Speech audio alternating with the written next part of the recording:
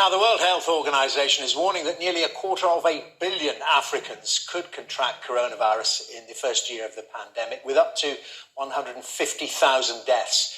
Now, 50 deaths have been recorded in Kenya so far, where there has been controversy over a government order that those in quarantine should actually pay for their own confinement. Well, I'm joined from Nairobi by Siddharth Chatterjee, the UN coordinator in Kenya. Very good to talk to you. And first of all, tell us, there's a dire warning there from the United Nations, from the World Health Organization. But at the moment, things don't seem to be too bad in Kenya. Just tell us about the situation there. So, Dermot, Kenya has done well, and I have to commend the government of Kenya on all counts for the proactive steps it took in order to contain the virus spread. And it has done so with great diligence, with great poise, and it has ensured that the population had minimum exposure. For example, in March, say around the 21st, 22nd of March, when the first confirmed cases of the coronavirus appeared in Nairobi, the government was quick to move. They ensured there was a lockdown of the airport. They ensured that there was a nighttime curfew put in place. And by and large, the social messaging, which the United Nations family is working with the government of Kenya, from hand washing to the physical distancing to the respiratory etiquette, all of it is working. So on many counts, while we've reached a number of about 1,029 confirmed cases, Kenya has done, overall, it's doing a good job.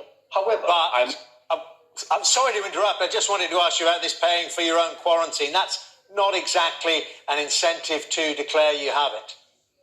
Well, look, every government in the world was struggling to kind of contain this virus and put different rules and regulations in place. These are not governments which have huge amounts of disposable money available to them. And there were a large number of people, coming into the country at a particular point of time. So, resources are not endless. So, it was a difficult period, but now that has been resolved.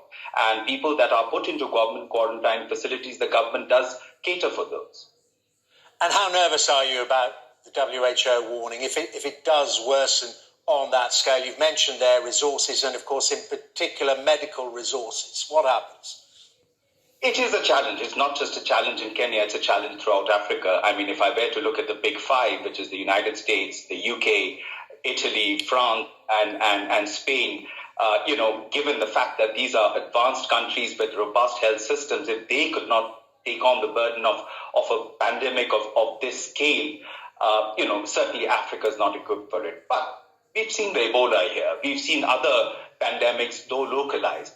And I think the continent, by and large, has done well. So I feel quite confident that the prevention action that the entire UN country team, together with the government of Kenya, together with civil society, is working tirelessly to make sure that we can actually flatten the curve through the preventive measures, through effective communications, through effective, physical and safe distancing, through effective curfew operations, through effective respiratory etiquette. And frankly, it's working. But the WHO warning is dire. They are talking about between, about 80,000 to 150,000 deaths in the first year. And that is precisely why we have to stay ahead of this in terms of our effort to prevent this virus from spreading. Is there any research on one of the theories about why the continent may have been doing relatively well? Is that it has such a young population when it comes to comparisons with Europe and indeed the United States? Dermot, the jury is out there, but you are looking at the youngest population in the world.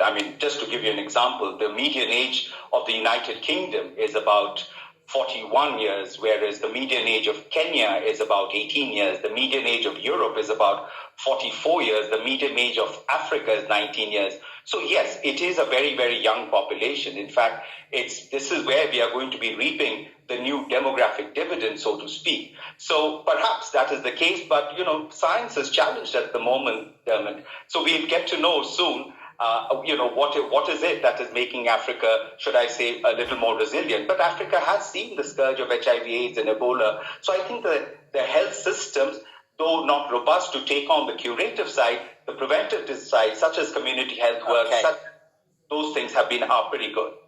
Very good talking to you, Siddharth Chatterjee.